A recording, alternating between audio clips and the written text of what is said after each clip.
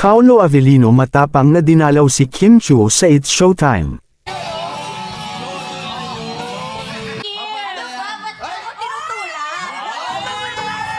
Hindi nga mawala ang ngiti sa mga labi ni Chinite Princess Kim Chiu nang dalawin siya ni Paolo Avellino sa It's Showtime. Mula backstage hanggang makarating sa stage ay sobra ang galak sa mga puso ng dalawa. Si Kim Chiu mismo ang nagpakilala sa aktor at agad naman itong lumabas na may ngiti sa mga labi. Grabe naman ang hiyawan ng mga tao sa pagitan ng dalawa dahil sobrang nakakakilig ang gesture na ito ni Paolo Avellino. Mukha ngang hindi ito magpo-promote ng kanyang bagong movie dahil sandali lang niya itong nabanggit at na-focus ang usapan sa kanilang dalawa ni Kim Chiu. Makikita naman na gustong-gusto din ni Chinite Princess Kim Chiu ang tuksuhan nilang dalawa. Nagbiro pa itong itinutulak kay Paolo Avellino at siya namang napasigaw ang madlang people. Ayon kay Paolo Avellino, masyadong naging busy ang schedule niya this past few days kaya naman gusto niyang makabawi kay Kim Chiu kahit papano. Hindi kasi sila magkasama noong birthday ng aktres kaya naman gusto niyang pasayahin ito. Pagkatapos ng It's Showtime ay nagkaroon ng dalawa ng private dinner sa isang restaurant. Tila blumang na blumang naman ang mga mukha ni na Paolo Avellino at Kim Chiu dahil sobrang radiant ng mga ito. Talaga namang looking in love ang dalawa dahil na rin sa kanilang ipinapakita.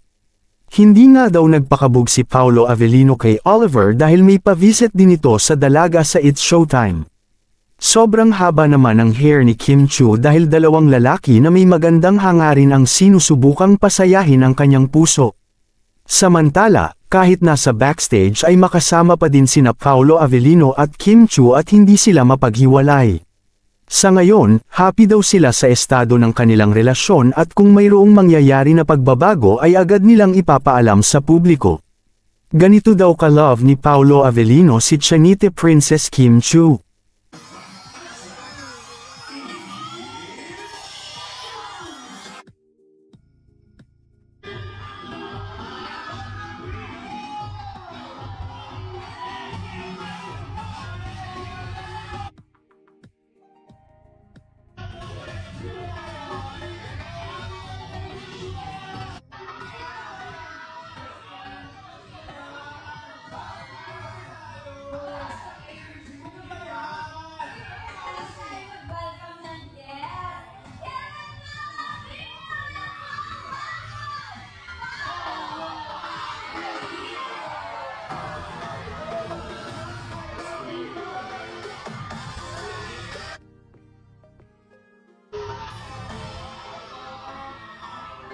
Anong masasabi ninyo sa balitang ito?